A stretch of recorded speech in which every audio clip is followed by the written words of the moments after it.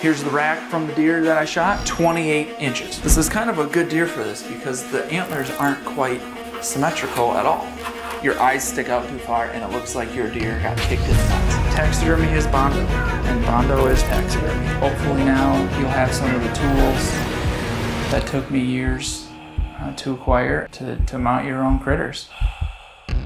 What is going on, everybody? Welcome back to the How to Mount a Whitetail series. This is video number 5 on form prep and setting antlers. Now we're finally getting into the more fun part of taxidermy because we're getting close to actually putting this skin on the form and making it come back to life. So for here, how I would start is I take a marker and I put a line right here on both sides of the inside corner of the eyes. And I do that to help me center the face. So basically what I'm looking at is just looking at the deer's face and I'm trying to line it up so that those are level, which they are now. So eyes are level. Then I take my antlers here and next step is to put it on and I, kind of feel it out. So if you remember before, when I took measurements of the hide, I had a 3-finger distance from this particular deer from the burr to the eyelashes. So that would set my antlers about this far back. So I got to give myself about a good 1/2 inch distance here between the form and the top of the deer, the skull plate. It's a little bit too much. I just kind of feel it out. And then this side, same thing. If you're like, well, what is 3 fingers? Top of the eye, 3 fingers right here. You got to remember your clay is going to come out, but a little bit. Because if I just set it on the foam, that's 2 fingers, not going to work. It's going to throw everything off. So if I go 3 fingers, about right here, that's about a 1/2 inch gap right here. Now, most people, when they complain about, oh, I have, there's bugs on my mount, most of that comes from right here. They're not cleaning out any of this stuff. All of the meat that gets crammed up in here, you got to take it out. So it takes some time, and I did some of this the other day, but take some time going around the burr and the skull plate, and you have to clean out all of the stuff that gets just kind of gummed up in here. It's just dried. It's just dried meat, some skin, stuff like that. Don't cut yourself either. Done that a lot. You could take a wire brush and do some of this too. I just find if you just take a knife, you can get underneath it all and just kind of cut it out.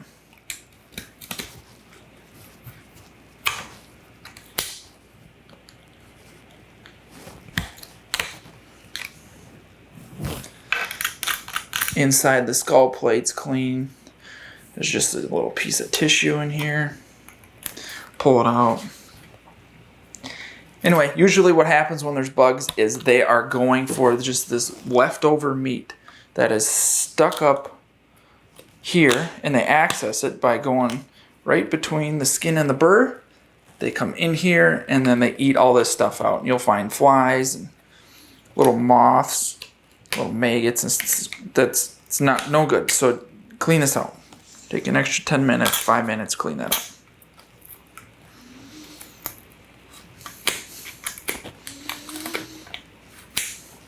All right, another little cheat code you can do is if you're having trouble figuring out, you know, where you should set the antlers on the deer.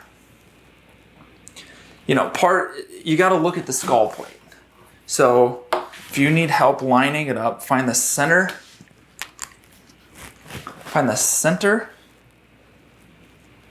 of the form and the center of the skull plate, and you can draw a line. So you know when you set this on top of the deer, you can draw a line there. So when you set this on top of the deer, that is centered between the burrs and the eyes. So what you'll do is take it. Like I said, remember you gotta, on this particular deer, you got 3 fingers. So that sets my antlers back a 1/2 inch. Note where the top of the skull plate comes to the form. Try to keep that level. And then look at the back of the deer. I'll turn this so you can see it from this side. Here's the back of the skull plate. Make sure you don't want it sitting up like this because that's not natural. Okay? It wants to just sit straight back, and it should work its way right to the back of the skull where the form is.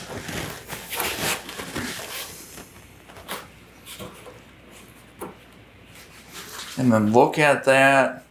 The biggest thing that I'm looking at is the distance between the burr and the top of this eye ridge.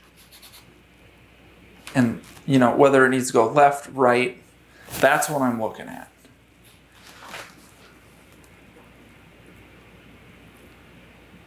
So we got that about here. 1/2 inch. I check my finger gap one more time, right at 3. Perfect at 3. So my antlers are gonna go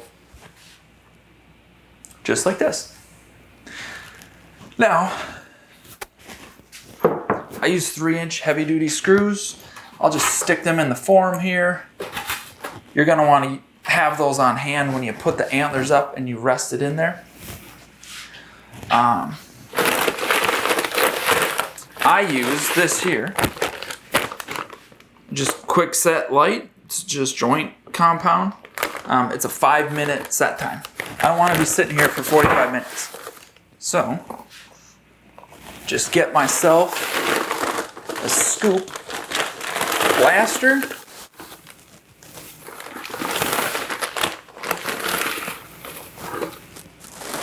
That's not enough. I don't know why this is being so difficult for me.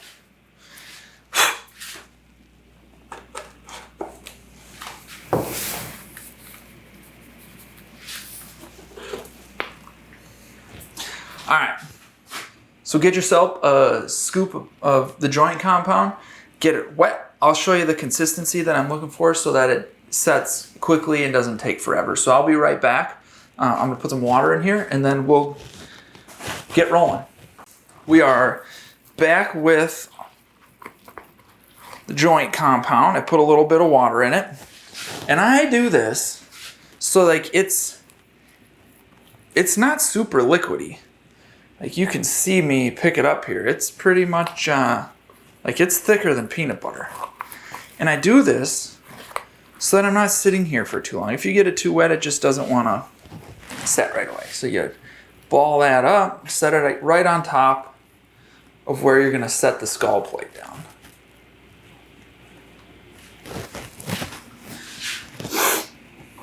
Just kind of set it up there. Now I see some people do this with Bondo and then they take the skull plate and the antlers off when they set the eyes, and then that's because they tube it and then they gotta put them back on later. That's not how I'm doing this. As soon as this is set and done and screwed in, it is never gonna move again. So, kind of shape this a little bit. Because essentially this is where the brain was removed from the skull plate, is kind of where this is just gonna set. It's a little bit messy, but taxidermy is kind of arts and crafts and it's messy.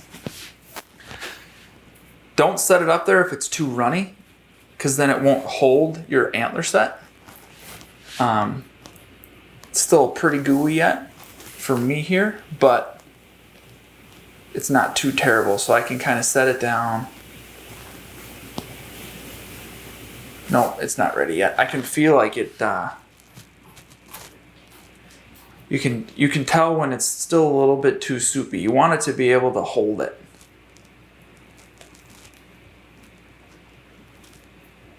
It's got to hold it.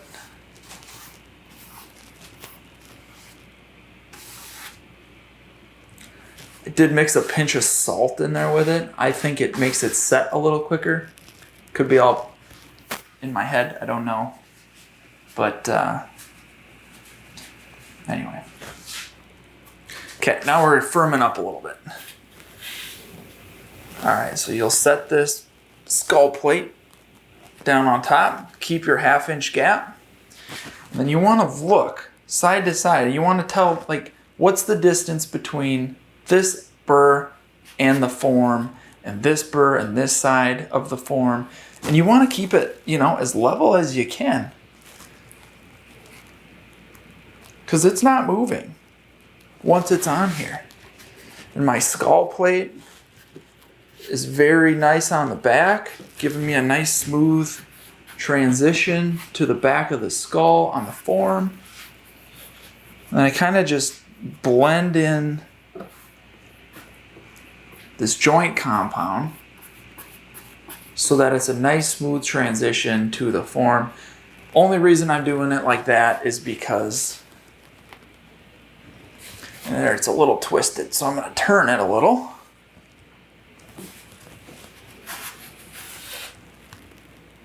This is kind of a good deer for this because the antlers aren't quite symmetrical at all. And, you know, sometimes they're not symmetrical and you have to set the skull where it goes. Now, I do cheat it a little bit and make the deer a little bit more pretty sometimes than maybe it's supposed to be. But that's up to the artist's interpretation sometimes, I guess. Okay, make sure you get your screws in before the plaster sets. Okay, I'm running about 2 from the back of the eye to this finger. It's just a little less than 3 fingers, which is okay. This side, same thing, just a little less than 3 fingers, but it's close. Then I kind of just stand back and look at it. You can move the rack a little bit when you screw the screws down on how much you want either side to pull and twist, but that looks pretty good.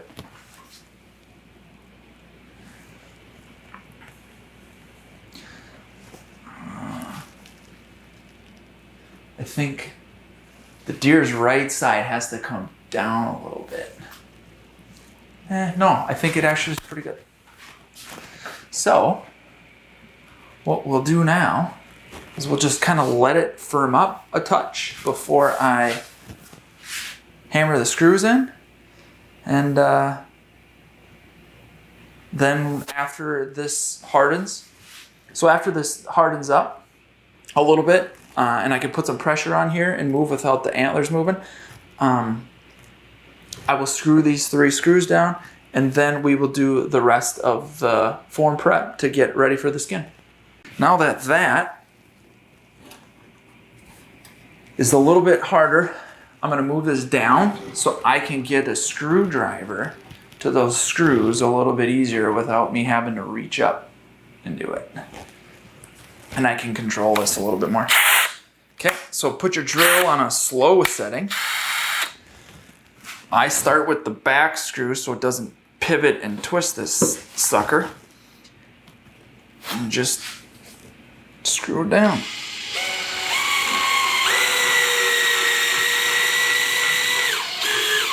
Okay, now I just kind of get them not snug, I just get it to the skull plate and then I work my way to the other ones.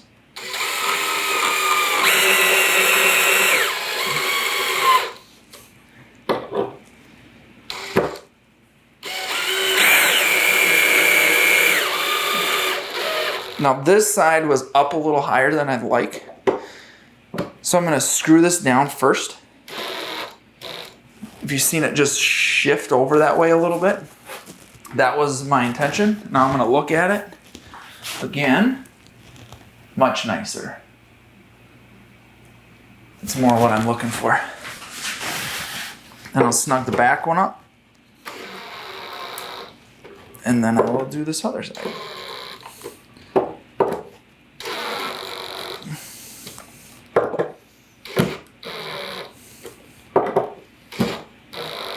Okay.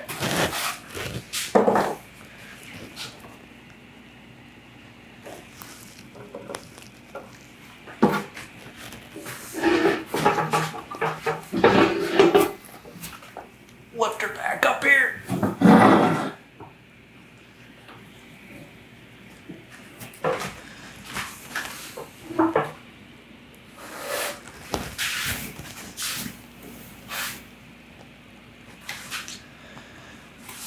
All right, so now we have our antlers screwed down to the plywood that is on top of the form.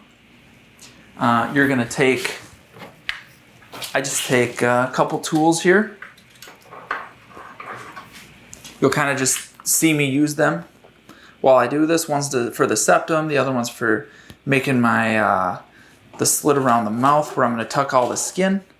And I drill out some of the foam that's in the nostril, and then the tear duct, and then the rest of that I'll scuff with one of these two tools. And remember, like, your hide is going against this. So scuff all areas, get all the shine off of it. And you'll see me take a lot of extra care as I'm getting this form ready. And I think that adds to the quality of the mount when you're said and done, because it just puts the skin in a spot where it's not going to move. And just take a little care with this. All right, I'm going to get some of this plaster off my hands. I'm going to restart cameras, and then we're going to do this next shot. All right. So the first thing I like to do is put where I'm going to put the actual septum in the deer. Usually I do this where I'm a little lower, but I'm just going to get her done. And I go straight down the middle of the face.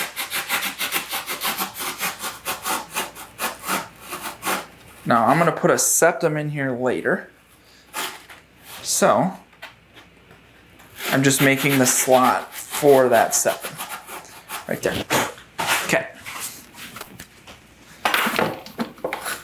I need a drill bit.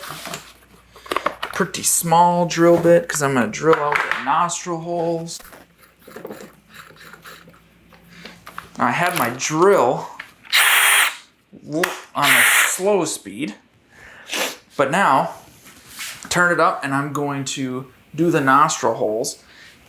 And you're going to, I angle it straight in here, and then I work the drill bit around at an angle. You don't want to go straight in at a 90 here. You want to keep it kind of at a 45 as the angle of the foam suggests. Because that's the natural look of the deer. So you'll come in here, stay nice and level with this foam piece. You're going to come around, get the top down, and that piece of nostril comes right on. This one,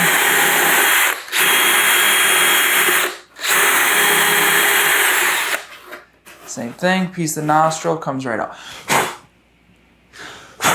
I got it a little crazy on this side where the drill bit dug in, but when I go to finish that, I'll put a little clay in there. You'll never see it.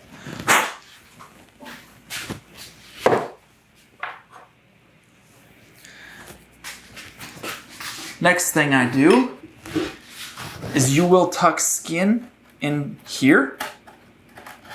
There's skin that gets rolled into this and pinned, and also skin gets tucked in the mouth. Now how I do this is I use a flat one for the mouth, is I go straight up between the nose and the jaw. I just go straight angle here around to, you know, when you get to about the middle of the nostril, and then I angle it at a 45 and I go back to the back of the mouth. Same thing, straight up and down. And then this is now at a 45 to the back of the mouth. I use this one to kind of, this tool here to kind of just cut that edge in. And then I use this tool to make it a little bit bigger gapped so the skin rolls in there much nicer. You'll see this just leave a bigger, it'll leave a bigger slot for my skin.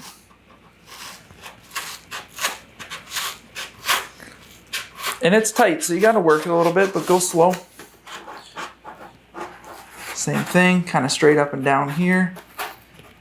And then it angles at a 45.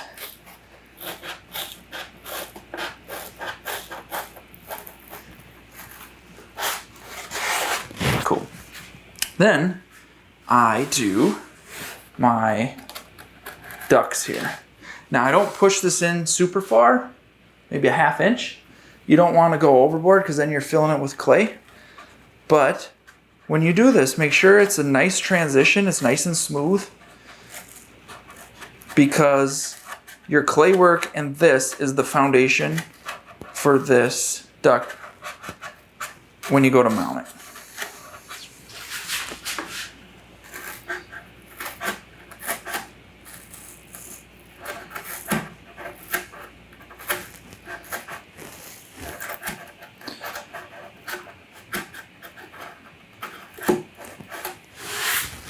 Last thing I do is around the eyes, I take my tool, the one with the sharper edge, and I go around the outside, and then I dig this stuff out. Let me show you how I do that. I'll go like this, go around. Now if you get a form from Mackenzie, this is a Joe Coombs form.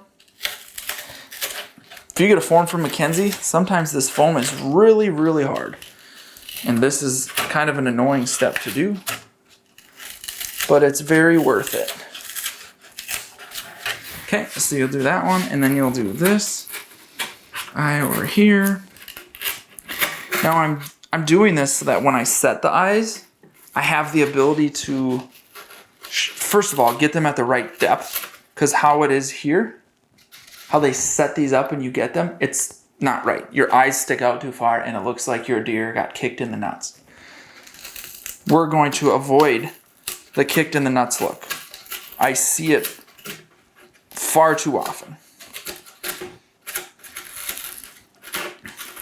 This is all part of that when people say, look at your reference, look at your reference. And I hate that because it's like, well, how do you make the eye look like that? Well, in my opinion, most of them look like they got kicked in the nuts, and it's probably because they didn't do this. If you set it on that foam, it just pushes everything out too far and it doesn't look right. So once that's done, now you're left with, until I think of more, you're left with scuffing the rest of this form down. Now this deer I killed in, I think it was late October or the first week in November. So it has longer hair. You won't see any of these veins. In fact, it looks weird if you do see the veins. So I'm gonna take my scuffer. We're gonna scuff them right off. You don't need the veins on this deer. If it's early season, short hair, leave them. This, you can take them off. So I'm gonna scuff this, and you'll watch me take my time when I get into the brisket, when I get into kind of the folds of where if I do choose to put wrinkles here on it. Make sure you do this right and do it good, because this is where your skin's gonna stick. There's no need for all these pins, and once you set your skin here, it's not moving if you do it like this. It's really loud though, so bear with me here.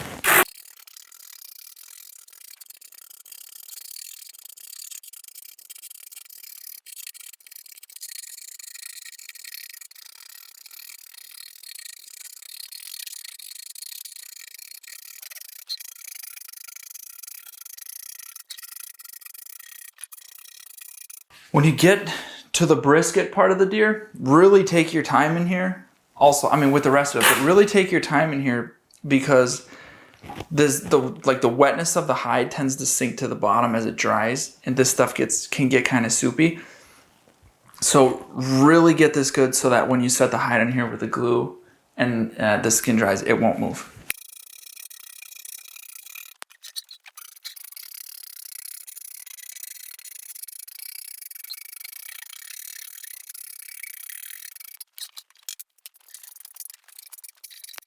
Kind of one of the last steps I do here is I take some sandpaper, and this is when I do the detail work. This is when I do the detail work around the eyes, and I really take my time.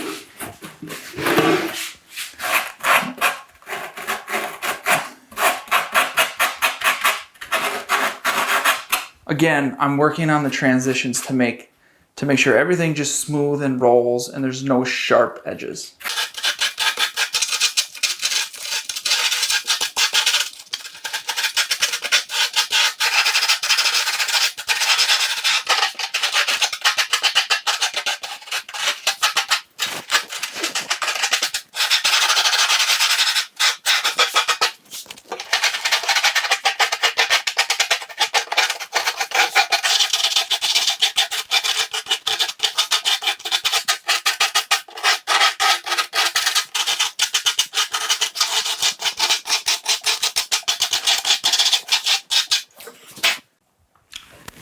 Now that this is set 100%, the joint compound up top, I will check my screws one more time, make sure they're bolted down, because you'll do all the handling in the future from the antlers as you move the mount around. So make sure these screws are tight and locked in. And after that, well, let's do this first. That one's tight.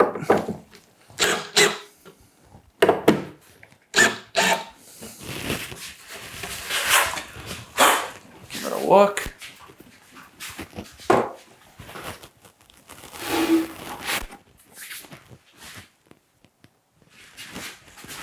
Perfect.